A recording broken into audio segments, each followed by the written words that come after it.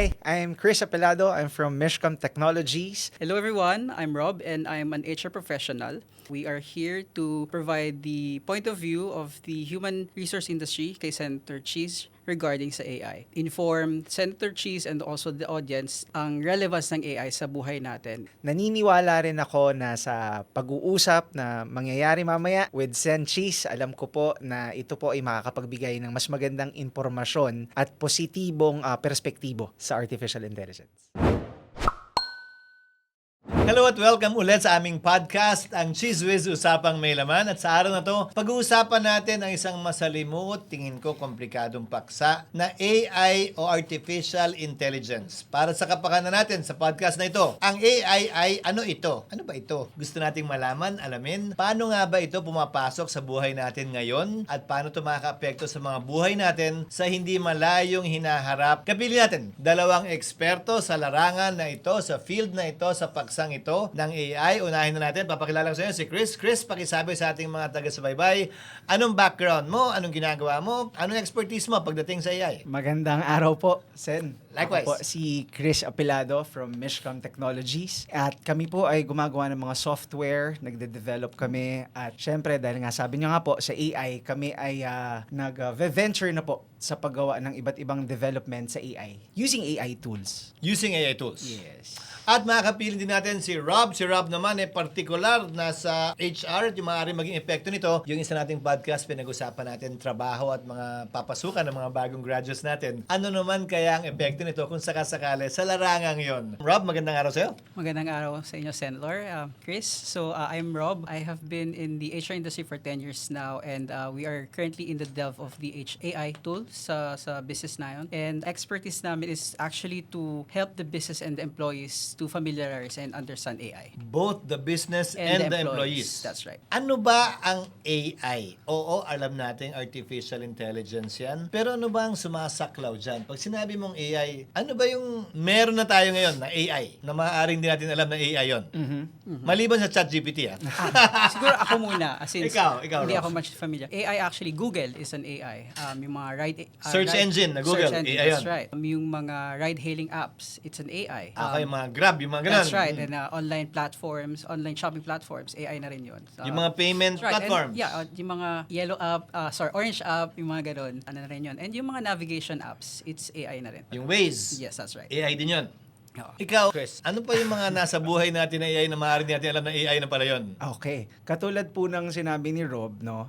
Sa mas konting lalim na pagpapaliwanag, ang AI ay isang programa na kung saan ginagather niya ang iba't ibang datas at ang iba't ibang kagamitan para magamit sa parte ng teknolohiya ng mga tao. So, kaya nasabi ni Sir Rob na ang Google ay pwedeng maging AI, itong mga search engines na ito, because kinukuha nito yung mga bagay na kinakailangan natin at ini-store niya to para sa isang vault. So, Yung data. Yung datas. So, ang AI ay ginagamit na natin dati pa. Yun nga lang, ngayon, mas naging advance yung pagkakakilala natin sa AI ngayon at mas nagagamit na ng publiko. So, yung Apple Watch mo, may AI yan. Yes. Yung Health Whoop, may AI din to, di ba? Ina-analyze din nun. May mga automated taxis na sa ibang bansa. AI din ba yan? Yung mga applications po na ginagamit nila o programa para dun sa application nila ay parte ng AI. Yung driverless taxi sa ibang bansa. Yes. Opo. AI yun. Yes.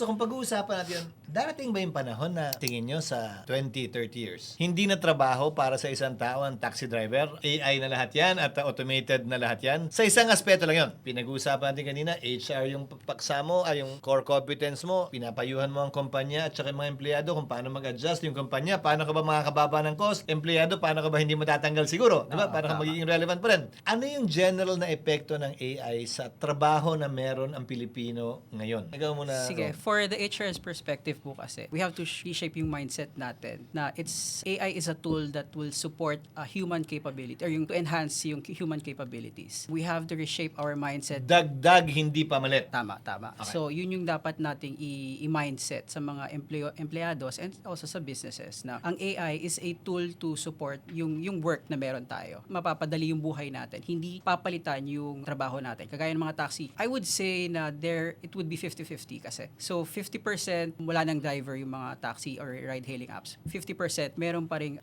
may mga taxi drivers. Gamit ng taxi driver, yung mga AI apps naman. Oo, yun. Kagaya may mga navigation apps naman sila. So, pero meron pa rin part din kasi doon na hindi ma-replace yung human touch pa rin talaga or human intervention. Hindi man mapalitan, pandagdag man sa skill set ng tao, ng empleyado, pero may mawawala pa rin. Hindi naman din pa rin sabihin, sabi mo nga, 50%. Oo. Di ba? 50%. Meron pa rin, 50% wala. So, yung 50% mawawala. Yes. Kung mas efficient na ngayon yung empleyado gamit ang AI tools, edi imbis na 10 empleyado, baka yung 5 kumpanya, 5 na lang. Oo, tama. So, may tama pa rin. Yes, so yung mga mapapalitan, hindi mawawala yan. It's inevitable. Yung mga napalitan, it's up to them na lang on how they would think it na I have to reskill or kailangan Retool. retool. I have to understand bakit ako pinalitan. Kailangan kong mag-aral kung bakit siya pinalitan. Kailangan niyang dagdagan yung knowledge niya, yung understanding niya kung bakit siya napalitan. And kapag nagawa na niya yon, he or she can apply to siguro dun sa bakit siya trabahong pinalitan siya. So, dapat masagot niya yung tanong, ba't ako yung napalitan? Anong kailangan kong gawin? Basically, retooling. Yes. Alam niyo po, sa Singapore, napanood ko yung kanilang Prime Minister, isa to sa mga talumpating binigay niya about a year, 2 years ago. Alam mo ang sabi niya? Singaporeans have to retool. Yes. Have to catch up with AI. That's Talagang right. tinalakay niya yung paksang yun specifically. Sabi niya, magbibigay kami ng incentive. Yung mag-aaral, magre-reskill, magre-retool, magdadagdag ng kaalaman, bibigyan namin kayo ng maximum na gantong panahon, maximum na gantong Tama. pera. Habang nagtatrabaho ka, bibigyan namin kayo ng additional na sweldo allowance. Basta mag-reskill at mag-retool ka lang. Para hindi ka mapag-iwanan, Tama. di ba? Hindi ka Opo. mapag-tabuyan at makahabol ka sa pagbabago. Sa karanasan mo, Chris, kayo yung salarin eh. Not entirely. Kaya hindi na ako sumasagot sir eh. Hindi mo kayang pigilan ang pagtakbo ng teknolohiya. Siyempre, to make things better, faster, more convenient. Hindi naman siguro yun ang objective na gawing robot Yes. na lang lahat. Tama. Di ba? Hindi naman siguro ang objective ay nakaupo na lang yung mga tao at wala nang ginagawa. So ano ba yung end goal talaga ng AI? Ano yung dream sequence nyo? Ano yung dulo ba ng AI para sa inyo? Napakagandang tanong, Sen. Parang pang Miss Universe. Ano? Pero sa totoo po niyan, O wala pang dulo? Hindi. Pwede nating makita yung dulo, pero hindi yung middle progress na gusto nating mangyari. No? Ang AI ay kaibigan natin eh. Actually, ang AI ay nagtutulak sa atin para mas maging magaling, para mas magtrabaho, para katulad nga ng sabi ni Brother Rob, no, to reskill, to retool. Sabi rin po ng Prime Minister ng Singapore. Because hindi po natin maiiwasan ang pagbabago ng mundo. No? Mag-e-evolve at mag-e-evolve tayo. And ang totoo po niyan, ang pagkakaiba lang ng AI ay wala kasi itong kinikilingan eh. Neutral ang AI. Wala itong emosyon. At ito ay, it's either sasamahan kang mas walang gawin o sasamahan kang mas maging magaling. At kaya kailangan tayong mag-adapt. So, ang dulo nito, to make the world a better place. Masakit lang siguro yung mangyayari sa proseso para ma-reshape siya sa mas magandang mundo. Darating ba ang panahon na hindi na kailangan ng input ng tao ang AI? At magkakaroon na siya ng sarili niyang, yung parang nakakatakot sa pelikulang Yung pinapanood natin, di ba? self-generated Yung na, parang sa Matrix ba? Sariling buhay na. Oo. May sarili May ng pag-iisip. mundo at buhay, di ba? May sarili ng pag-iisip, karakteristik na hindi na kailangan talaga ng anumang input mula sa tao. Hindi po. Kaya na-excite ako sumagot. Sorry po, no? Hindi po yun mangyayari. Kasi coming from the definition, no, the basic definition of AI, which is artificial intelligence, hindi po ito sentiente. Hindi ito nag-iisip mag-isa. Wala itong pinanggagalingan sa sarili niyang utak. Hindi pa. Yan po yung magandang argument, Sen, no? Napakagandang argument niya na hindi pa. But if we are going on the deeper side of AI po, no? Pero syempre, hindi ko naman po alam, baka magalit po yung mga viewers natin. But sa amin pong kakaunting nalalaman, hindi po siya pwedeng mag-isip mag-isa. Kahit po dumating sa panahon na ang akala ng mga tao ay nag-iisip na to mag-isa, ito po ay still mga datas na nakuha niya sa'yo from the beginning na kayo ay magkasama ni So, AI. sa AI, parang ordinaryong computer yan na green monitor, yung luma ba na dot matrix, Yes. garbage in, garbage out pa rin yan. Yes po. Kaya po, yun nga po, ang AI or artificial intelligence, no? Artificial lang yun, kaalaman yan. At lahat yan ay nanggagaling pa rin sa'yo. Ngayon, sa spectrum ng AI, halimbawa, anong bansa ang pinaka-advanced pagdating sa AI? Kung papangalanan mo isa o dalawa o tatlo? Siguro po, pwede ko pong sabihin na ang US dahil ang US ay ina-adapt agad. So sa spectrum na yan, US ang pinaka-advanced. Opo, sa ngayon. Ang pinaka nasa dulo, siguro yung mga bansang may gera ngayon na walang formal na gobyernong nananaig, yung sila nasa dulo. Ni wala siguro silang internet, di ba? Ang Pilipinas sa spectrum na yan, nasaan tayo? Kaugnay ng AI at kahandaan sa pagdating ng AI sa ating bansa. Nasa gitna ba? Nasa upper half? Nasa lower one half? Nasa lower one fourth? Nasaan tayo doon? Well, Gusto for mo? HR point po kasi, kami, ang trabaho namin is introduce. Kami, ini-introduce pa namin siya sa mga empleyado ng Pilipinas. So, No, huwag kayo matakot. na wag matakot, AI is makakatulong ito. Hindi siya kaaway, kundi ito ay partner natin. So, yung proseso pa lang, andun kami sa proseso na inaalam namin yung timpla ng mga empleyado tungkol sa AI. And then, andun din kami, nagbibigay kami ng online courses sa pag-introduce ng AI sa mga empleyado. So sa spectrum nga, nasan tayo sa kahandaan? Sa tingin mo? I think I would say, Above 50% ba tayo? Below 50%? siguro nasa below 50%. Para sa akin po, siguro I can safely say mga nasa 40%. Below din nga. Below din po. However, hindi na-utilize sa tamang konteksto. Yeah. Ang Pilipino per se po. Ang Pilipinas kasi, kahit wala tayong masyadong, ang tingin ko po, Sen, kahit wala pong masyadong tools o infrastruktura ang Pilipinas, magaling gumalaw ang mga Pilipino. Madiskarte. Madiskarte, Yes, yun po tama. yung tama. No? Madiskarte po ang mga Magaling gumawa ng remedyo. Tama. Yan ang galing Pilipino, di ba? Opo. Kaya nga lang magaling din kasi ang mga Pilipinong dumiskarte ng mali. So, ganun po yun. Kasama yun. Kasama po yun. So I would say nasa below 50 po. Below 50 pa rin tayo. Below 50. Ikaw tinuturo mo na hindi kaaway ang AI. Ikaw din, ayaw mo maging kontrabida naman sa pelikula, di ba? Ayaw po. Kampe. Hindi kaaway ang AI. So, paano nyo makukumbinse at matuturuan, masasabihan, mapapaunawa sa ordinary natin magkabayan na yakapin ang AI at wag ituring kaaway o kalaban ng AI? May rason na katakutan ng ilan yan, lalo din sa BPO, di ba? Sila yung unang perceived na tatamaan eh. So, paano nyo sasabihin na hindi? May magagawa ka kung sakasakali. At kung meron man, may maitutulong ba gobyerno sa kanila? Kaugnay ng ginagawa ng Singapore ng retooling. Parang ganun. Sa akin po, Sen, Ikaw ang mas kailangan magpaliwanag. Kung kasi Oo, presinto kasi- ka magpaliwanag. buti bukas pa yung barangay. Sa akin po, Sen, no, nakakatuwa po na katulad nyo po, nakikita ko po na malawak po ang inyong o pananaw, perspektibo po sa artificial intelligence. May itatanong rin po ako after this part po na ito. Para sa akin po kasi, Sen, malaking parte po ang pagpapakalat po ng impormasyon ng gobyerno sapagkat ang gobyerno ang pinagkakatiwalaan ng taong bayan.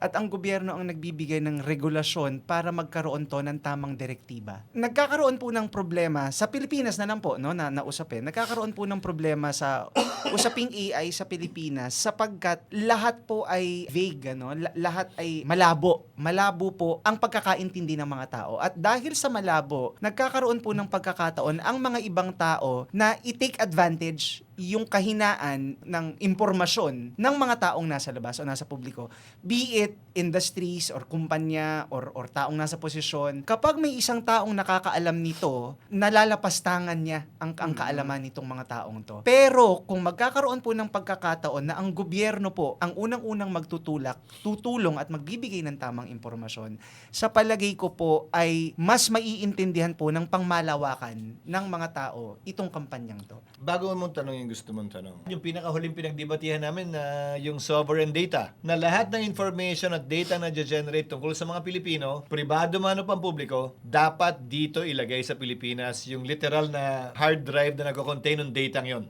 For security purposes. At saka para Yes. makadevelop din tayo ng sarili nating industry. So Google man yan, Yahoo man yan, kung ano man yan, dapat magkaroon sila dito ng server, ng parang Data na source. paglalagyan ng sovereign data tungkol sa mga Pilipino. Hindi yan pwede nasa ibang bansa. Ginagawa na yan ngayon ng Indonesia, ng Malaysia at ng iba't ibang bansa para matulungang ma-develop yung industriya ngayon. Yun siguro ang pinakamalapit na sa regulasyon na gagawin o papasukan ng gobyerno sa hindi malayong hinaharap. Sorry, ikaw yung tanong mo, mahaba yung sagot ko. Hindi, ang ganda po kasi nung sinabi niyo, Sen, eh. At sana po dito sa progresong ito, yung mga katulad niyo po, no, na magbibigay ng tamang direktiba at hindi lang matitake advantage yung vulnerability ng mga creators, ng mga founders, at ng mga tao na nagsisikap na subukang palakihin itong industriya na ito para makatulong imbes na maka-take advantage ng mga tao. At dahil po dyan, Sen, ang tanong ko po sana, sa palagay niyo po, which government agencies can benefit largely from AI po? Para sa akin, lahat. Bakit? Paano makakapag-desisyon ng gobyerno ng tama kung wala siyang data? Either current, updated, or historical. At walang ganun Walang ganun. Kada magpapalit ng administrasyon, lahat ng ginawa nung nakaraan, tigilan natin yan, masama't mali yan. Gawin natin to. Palaging ganun. Wala man lang institutional knowledge ba? Na hindi, ito na yung ginawa noon, hindi nag-succeed to. Gawin natin ganito, konti, ganito, konti, ganito, konti. Walang ganun. So sa totoo lang, malaki ang silbi ng AI sa pamahalaan. Lahat ng ahensya. Insofar as organizing data and predicting outcomes is concerned. So, halimbawa, ilan ba yung pumapasok ng elementary at high school kada taon sa pampubliko at pribadong eskwelahan? May data tayo niyan. Base sa NSO at base sa enrollment na late ng 1 year palagi kasi syempre, calculate mo yung galing sa pinakamalayong barangay na nag-enroll bago makarating sa Maynila mga isang taon. So, mapoproject mo na ilan ba ang classroom natin? Ilan ba yung kailangan natin gawin ngayong taon to? AI yun. Ilan ba ang teacher ang kailangan natin kung sakasakali? Kahit yung pagbabaha, kahit yung paggawa ng kalye, kung anong masisira, kapag naglindol, lahat yun kaya na gamit ang AI tools na dapat ginagamit ng gobyerno sa totoo lang. Ang tanong ko naman ngayon is, paano mapoprotektahan yung mga manggagawang at risk sa AI? Retooling. Reskilling.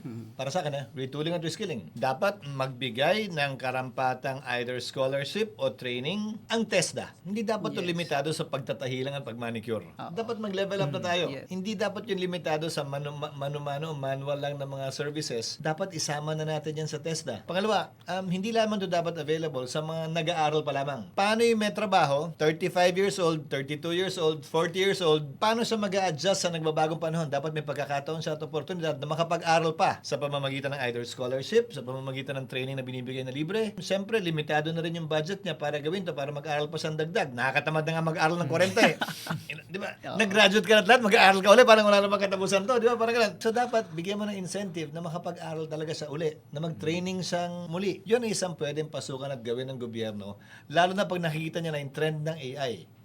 Yun ang tanging paraan para maka-adjust yung workforce natin. Napakalaki ng kontribusyon ng BPM sa ating bansa. Humigit kumulang 10% ng GDP natin galing dyan. Pero hindi nagtatranslate sa trabaho. Kasi yung high level of skills sa training, kulang dito eh. Halimbawa, tanungin kita, Chris, ano ba yung course na kailangan mo mag-graduatean para mapasok ka sa industriyang to? Anong course mo nung nag-graduate ka? Ano po ako psychology. Walang kinalaman. O, tama. Hindi, so walang kinalaman. So, maganda yun. Actually, hindi mo samayin. Maganda yun kasi ibig sabihin nun, bagay ka sa HR eh. accessible. Hoy, sa HR ka dapat eh.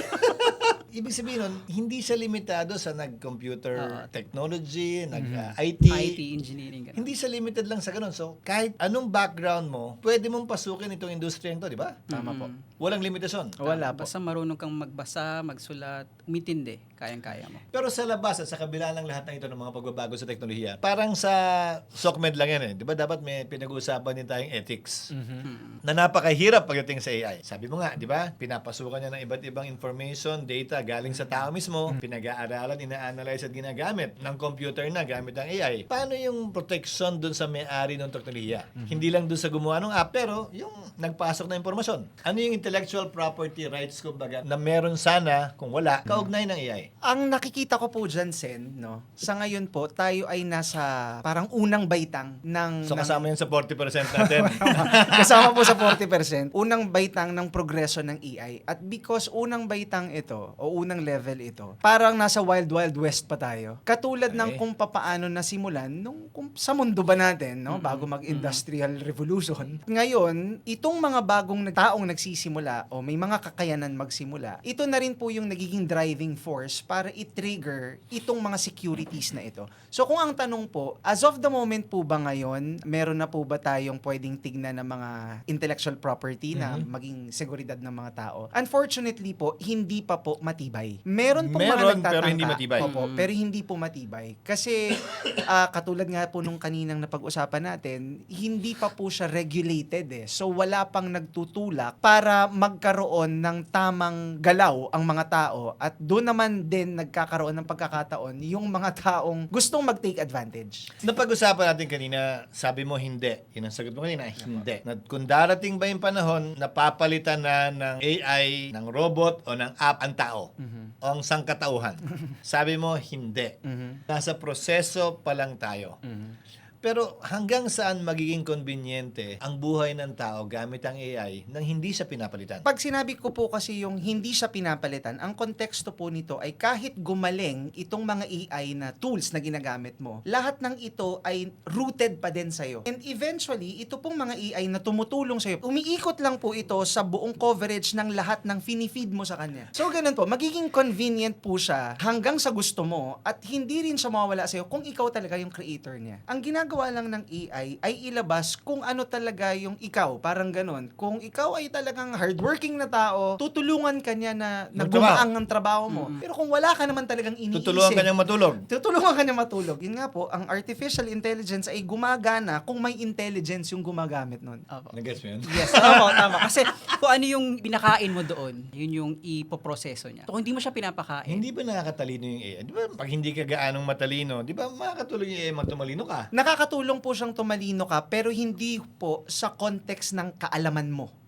Kasi ang talinong ibinibigay niya sa'yo ay talino ng iba. yes. Kaya po may tinatawag na LLM. Ito po yung pinaka-core ng AI. Ito ba yung parang Matrix, yung pag nag-download sila, magaling na ako bigla mag-kung fu, magaling na ako bigla Parang ganun po, Sen. Pero actually. nanggaling sa iba yung data na yun. Eh, nanggaling Na na totoong kasi iba eh. sa totoong buhay po, yun lang yung fiction, pero parang ganun nga po. So, kung mahina ako sa direksyon, bagong lugar to, hindi ko alam kung nasan ako, nagamit May ako ng Waze. AI na Waze, di ba? Opo, tama po. Tama po. So, kulang na nga lang, darating ba yung panahon na gagaling ako sa Kung Fu, magda-download lang ako ng app, may ganun ba? Manood ka lang po ng YouTube.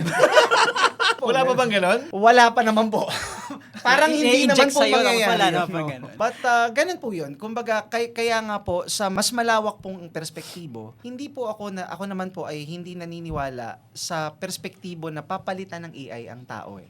Pero papalitan niya yung mga hindi nagpe-perform. Parang ganun. Yung mga hindi ginagawa kung ano yung dapat niyang gawin. Kaya niyang So, palitan. survival of the fittest? Parang ganun po. Opo. Parang ganun po. Nabanggit mo kanina, industrial revolution. Nagkaroon tayo ng digital revolution, yung from typewriter to computer, di ba? Keyboard. Nagkaroon tayo ng IT revolution, yung internet. Apo. Basically, ang AI ba matuturing mong revolution na rin ang katapat o katumbas ng industrial, digital, at information technology revolution? Yun na ba yung level niyan? Ganyan ba kalaki to? Sa palagay ko po, mas malaki pa po. Mas malaki pa. Apo.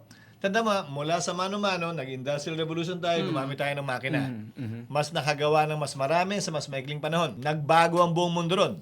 Di ba? Nung na-invento yung digital, nagbago yung mundo ron. Nung na-invento yung internet, napakalaking pagbabago sa buhay ng bawat isa. Ito mas malaki pa ron? Yes po. Yes. Kasi Sen, yung kanina pong pinag-uusapan natin, no, yung mga manual labors katulad ng mga karpentero, no, yung sa carpentry, no, o pagka-karpentero, 3D printer lang po tapos na usapan eh. And that's AI. Actually, matagal ko ng pangarap magkaroon yan. Opo, working po yan with API lang ha. Hindi na So, pwede kang gumamit ng iba't ibang materials, di ba? Opo. Plastic, Yes po. bakal, Yes po. kung ano man, di ba? Na kung ano mong gustong material na gawin, actually, matagal ko ng pangarap. Yes yan. po. Takot lang ako eh. At ang 3D printer, Sen ha, kumbaga parang unlimited to, kaya natin tumapos ng Ay, buong hotel ng 3D printing. Gusto ko ang gumawa ng piyesa ng kotse, yung mga lumang piyesa Tama ba na po. hindi mo na makita? Pwede po. Kasi po, ang laging pinag-uusapan dyan, hindi yung printer machine. Pagkos yung AI gagamitin din mong pala yun. tool, AI yun. yung gagamitin nyo pong tool na paggagamitan ng tinatawag na API. Ang ibig sabihin po ng API ay Application Programming Interface. Ibig sabihin, itong programa na ito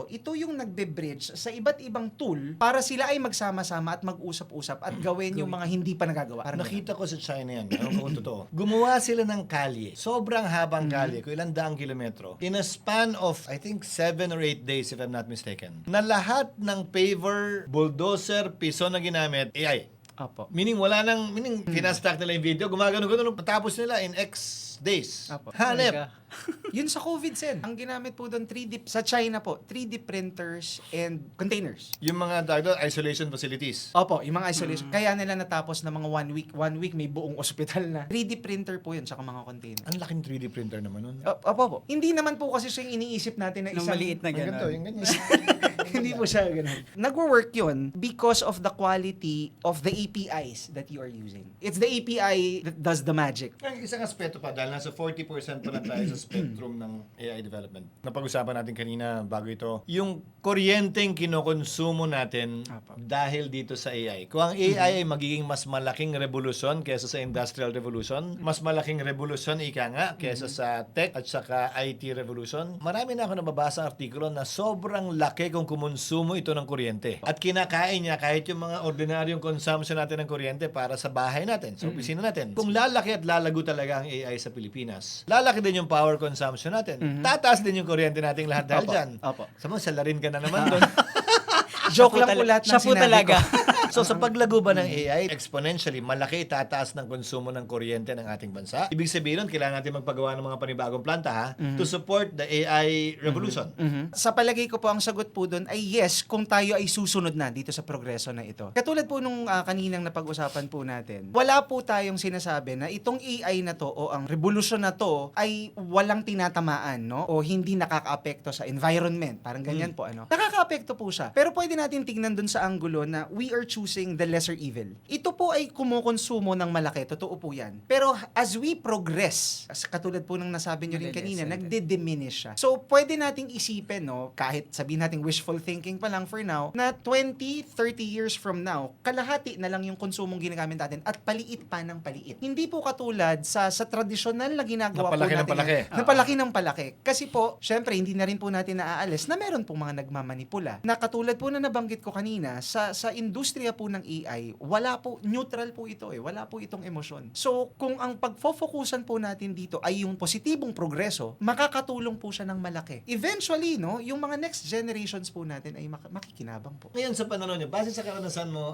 Rob, kamusta yung dating ng AI sa mga nakakausap niyo empleyado? May pangamba, takot, ayaw nila? Pwede natin tignan sa dalawang aspeto to. So yung una, meron kasing mga empleyado na ginagamit yung AI sa masamang paraan. Kasi ang AI, it improves or enhance yung productivity talaga and efficiency ng mga empleyado. So, mas konting oras yung trabaho, mas maraming lamerda. Yun yung bad side. Where in fact, dapat mas marami kang magagawa in a lesser time. Pero sila, onti yung ginagawa kasi alam na nilang kaya nitong tapusin yung trabaho Mabilis nila. lang. Mabilis lang. So, imbis na 10 yung magawa, 2 pa rin yung gagawin tulad nung dati, Oo, in a mas lesser maraming time relax lang, Oo, na tama, oras. tama. Yun yung bad side ng AI sa mga pribado. And then yung Hindi iba dapat yung kumpanya mag-adjust. Dapat yung output ng empleyado, ang i-adjust niya, itaas niya. Oo, yun yung another side din na introduce namin na kailangan inintroduce yung AI na to para ma-enhance yung productivity ng isang empleyado. Dapat mag-take on sila ng mas higher level. So, of hindi responsibility. takot yung mga empleyado sa AI? O depende sa edad? Depende. Aminin mo, depende sa edad. Depende sa tao talaga, hindi lang din sa edad kasi may mga tao din na ayaw yung pagbabago. Bata man o matanda? Bata man o matanda, hindi siya talaga, let's say yung mga matatanda,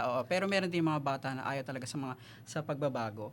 Yung ayaw nila na parang dinidiktahan sila na ito dapat yung gawin mo or dapat mag-aralin mo to para mas gumaling ka. May mga tao talagang matitigas talaga yung ulo. Porsyento? Mga ilan yung ganun sa I karanasan would mo? say- Ilang porsyento yung matitigas ang ulo, ayaw na ng pagbabago, ayaw mag-retool, ayaw mag-reskill. Sanay na ako dito, ganito na ako. Siguro mga 20%, maliit lang naman siya. Tinitingnan pa rin namin yung positive side nung epekto ng AI sa mga pribadong kumpanya. 20% yung ayaw talaga. Oo. Yung 80 nag-a-adjust. Yes. Nagre-retool, Talagang ginagamit nila yung AI para mapabuti yung trabaho nila, buhay nila actually. Actually, tama kayo. Magandang punto yun Hindi lang niya simpleng pinapagaang yung buhay, pinapadali yung buhay. Binibigyan kanya ng oras at pagkakataon na may magawang ibang bagay pa. Makabuluhan man, kaugnay ng trabaho o para sa pamilya mo, para sa sarili mo. Di ba kailangan may oras ka pa rin sa sarili mo, sa pamilya mo, sa trabaho. So yung extrang oras na nabibigay sa'yo dahil pinadali ng AI yung dati mong ginagawa na mas matagal, edi may oras ka para sa sarili mo, para sa kabuang development ng tao. Yun yung dapat isipin ng mga tao na ang AI ay, yun nga, tool siya na makakatulong sa atin. So, it supports us. Mas dumali ang buhay natin sa pang-araw-araw. So hindi nga siya vacuum cleaner, walis at pandakot siya na pag hindi mo hinawakan at ginamit, hindi magwawalis mag-isa. Opo. So yung i-AI mo yung walis, vacuum na may ano pa rin tool, hindi yung bilog. Hindi yung yung bilog kasi mag-isa yun eh. Oo, Pag automatic nabanggaan. Ayos na siya. Oo, yung parang ganun. Mas, Hindi, walis at pandakot pa rin niya. Kasangkapan lamang siya. Opo, yes. Sa kompetensya sa trabaho. Tama, opo. Hindi siya tatalo sa'yo sa Miss Universe. Yes, indefinitely. Hindi, di ba? Hindi. Oo. Sa Vaccine. screen pwede. Ay, opo. Sen, Pero- pwede tayong ang daming gumagawa na ngayon ng Oo. Sen eh. Oh. Dalawang klase po. Yung isa wala talagang tao, yung isa hindi siya yun.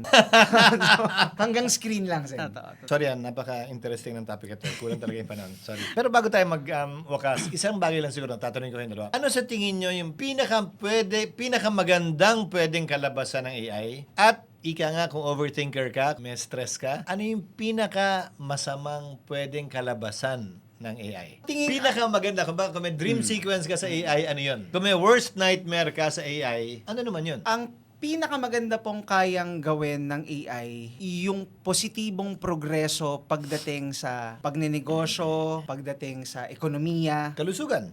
kalusugan. Sa palagay ko po, yan po yung general na positive na kayang gawin ng AI. Ang pinakamasama po na kayang gawin ng AI ay ang pagkakawatak-watak ng mga tao. Sapagkat hindi mo nakakailanganin dito ng pagsasama-sama. Ang utak ng robot na ang sasandalan ng mga tao. Pwedeng ganun po ang mangyari. Ibig ko pong sabihin, nagkakaroon pa rin ng magandang pagbubuklod ang mga tao sapagkat kinakailangan mo yung mga bagay na meron sila at wala ka. So, minsan, kahit forcefully, no, nag-unite ang mga tao. But, with the AI, meron itong anggulo na kung saan may malaking posibilidad ng pagkakanya-kanya. Sapagkat kaya ko ng sandalan itong AI at hindi yung kapwa ko. So, yun po yung nakikita. So yung magandang aspeto, pwedeng humaba ang buhay ng tao, pwedeng mas lumago ang negosyo nila, pwedeng mas dumali ang buhay, pag-aaral nila. Sa kabilang banda, ito na lang, pag kumakain yung pamilya nyo, magkakasama kayo, pero lahat nakahawak naman sa telepono, hindi Parang nag-uusap. ganun. Yes, Yun yung simpleng Tama manifestasyon ng Tama sinasabi mong pagkakawatak-watak. Apo. At imbis na tanungin mo yung kaibigan mo kung paano mo magpunta dyan, ito na lang yung tatanungin mo. AI. Kumbaga, mas magiging individualistic yung mga tao. Yes po. At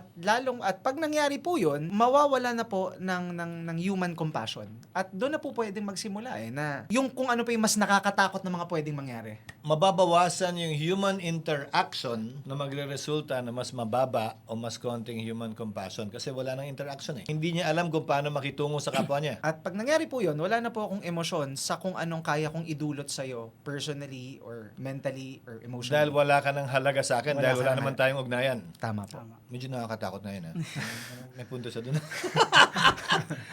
Ikaw, Rob, ano yung dream sequence mo ng AI? Siyempre, dream sequence mo, magpatuloy yung AI, di ba? Para tuloy yung consultancy niya. Pero ano yung worst case scenario mo naman? Well, for me, akin isi-simplify ko na lang din siguro. Sa individual, yung dream sequence is yung pagiging convenient sa isang individual ng AI. Hindi kasi natin namamalayan, ginagamit na natin siya sa araw-araw. Yung serbisyo ng teknolohiya, yan, magutom man tayo, magagrab na lang tayo. Ang negative side lang din nun is for the individual din, yung magiging complacent na lang tayo. Naging complacent na tayo sa itong bagay na to kasi kaya na siyang i-ano ng AI. Hindi na tayo nag-upskill, abilities natin yung skills. So parang So, katamaran. nagiging tamad na yung tao dahil masyadong convenient na lahat. Maggutom ako, grab lang ako, bored ako, pwede lang ako manood ng Netflix or what. So, hindi mo na kailangan ng shota pag ano. Manood ka na kung ano-ano. So, Or iba-iba ang shota mo Sen. Kasi nga screen lang. everyday, oo. Screen lang ang shota mo.